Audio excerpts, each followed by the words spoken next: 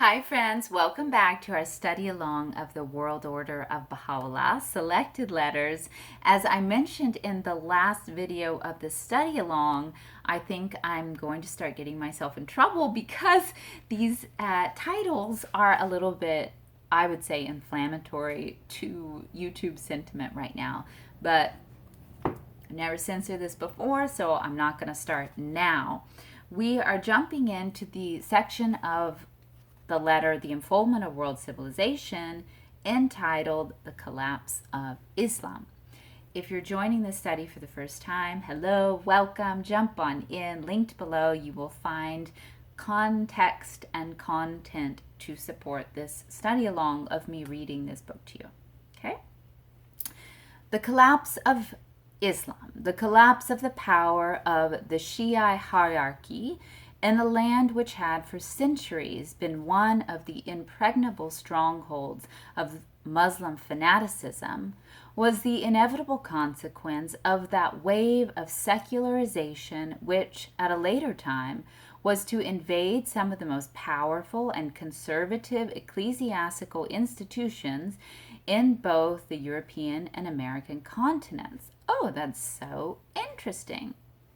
So the collapse of the power of the Shia in a place that had been the center of Muslim fanaticism was the consequence of secularization. Though not the direct outcome of the last war, World War I, this sudden trembling which had seized the hitherto immovable pillar of Islamic orthodoxy accentuated the problems and deepened the restlessness with which a war-weary world was being afflicted. Shia Islam had lost once for all in Baha'u'llah's native land, and as the direct consequence of its implacable hostility to his faith, its combative power, had forfeited its rights and privileges, had been degraded and demoralized, and was being condemned to hopeless obscurity and ultimate extinction. No less than 20,000 martyrs, however, had to sacrifice their lives ere the cause for which they had stood and died could register this initial victory over those who were the first to repudiate its claims and mow down its gallant warriors. Vileness and poverty were stamped upon them, and they returned with wrath from God. Behold, writes Baha'u'llah, commenting on the decline of a fallen people, how the sayings and doings of Shia Islam have dulled the joy and fervor of its early days and tarnished the pristine brilliancy of its light.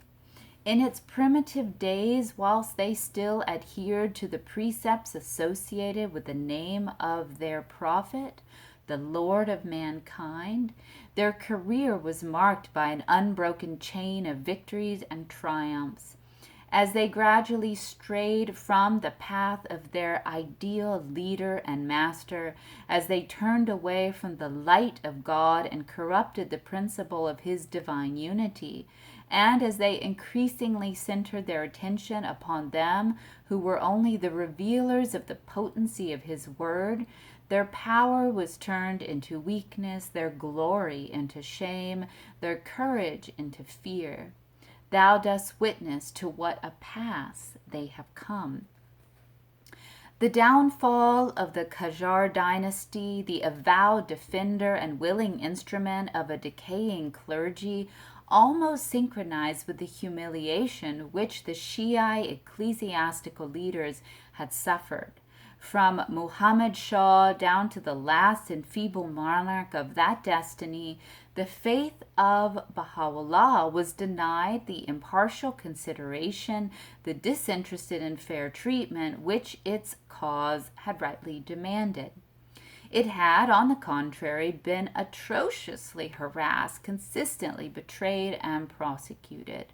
The martyrdom of the Bab, the banishment of Baha'u'llah, the confiscation of his earthly possessions, his incarceration in Mazandaran, the reign of terror that confined him in the most pestilential of dungeons, the intrigues, the protests, the calumnies, which thrice renewed his exile and led to his ultimate imprisonment in the most desolate of cities, the shameful sentences passed with the connivance of the judicial and ecclesiastical authorities against the person, the property, and the honor of his innocent followers.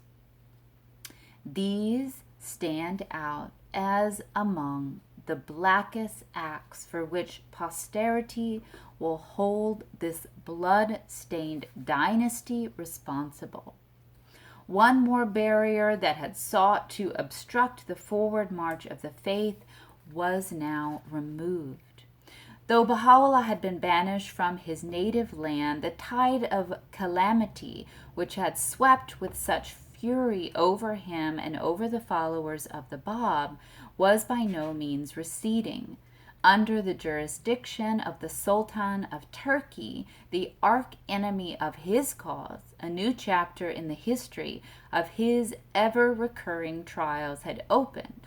The overthrow of the Sultanate and the Caliphate, the twin pillars of Sunni Islam, can be regarded in no other light except as the inevitable consequence of the fierce, the sustained and deliberate persecution which the monarchs of the tottering house of Uthman, the recognized successor of the Prophet Muhammad, had launched against it. From the city of Constantinople, the traditional seat of both the Sultanate and the Caliphate, the rulers of Turkey had, for a period covering almost 3/4 of a century, striven with unabated zeal to stem the tide of a faith they feared and abhorred. From the time Baha'u'llah set foot on Turkish soil, was made a virtual prisoner of the most powerful potentate of Islam, to the year of the Holy Land's liberation from Turkish yoke, successive caliphs, and in particular the sultans Abdul Aziz and Abdul Hamid, had, in the full exercise of the spiritual and temporal authority which their exalted office had conferred upon them, afflicted both the founder of our faith and the center of his covenant with such pain and tribulation as no mind can fathom, nor pen or tongue describe. They alone could have measured or borne them. To these afflictive trials, Baha'u'llah has repeatedly testified, "By the righteousness of the Almighty, were I to recount to thee the tale of the things that have befallen me, the souls and minds of men would be incapable of sustaining its weight. God himself beareth me witness. 20 years have passed," he, addressing the kings of Christendom, has written, "during which we have each day tasted the agony of a fresh tribulation. No one of them that were before us hath endured the things we have endured. Would that ye could perceive it. They that rose up against us have put us to death, have shed our blood, have plundered our property, and violated our honor. Recall to mind my sorrows," he in another connection has revealed, "my cares and anxieties, my woes and trials, the state of my captivity, the tears that I have shed, the bitterness of mine anguish, and now mine imprisonment in this far-off land. Couldst thou be told what hath befallen the ancient beauty, thou wouldst flee into the wilderness, and weep with a great weeping. Every morning I arose from my bed, I discovered the hosts of countless afflictions massed behind my door. And every night when I lay down, lo, my heart was torn with agony at what it had suffered from the fiendish cruelty of its foes." I think it's safe to say that we have all had better lives than the manifestations of God. Perhaps not closer to God, not at all, but more peaceful, comfortable, better lives. The orders which these foes issued, the banishments they decreed, the indignities they inflicted, the threats they pronounced, the atrocities they were prepared to commit, the intrigues and baseness to which they, their ministers, their governors, and military chieftains had stooped, constitute a record which can hardly find a parallel in the history of any revealed religion.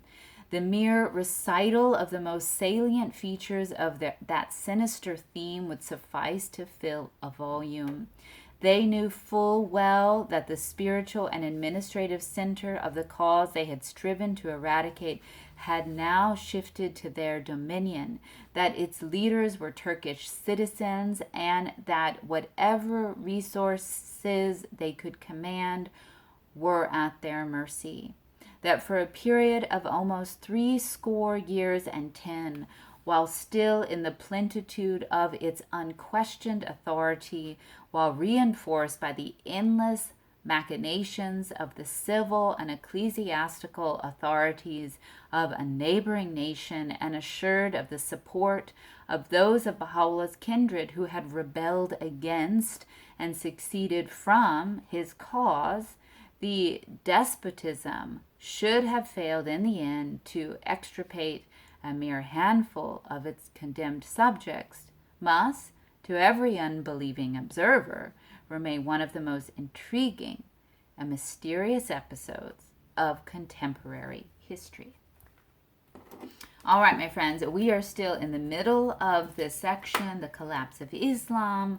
Come back next time for more, continuing with our study along of the World Order of Baha'u'llah. Thank you again for joining me. If you would like more, check out the links below. If you would like to support my work in this channel, you will also find links below to join my Patreon community, my children's book, Noble Beings, Spiritual Handbook for Children of All Ages, wink, wink, available on Amazon and Barnes & Noble. Remember, the holidays will be here before you know it.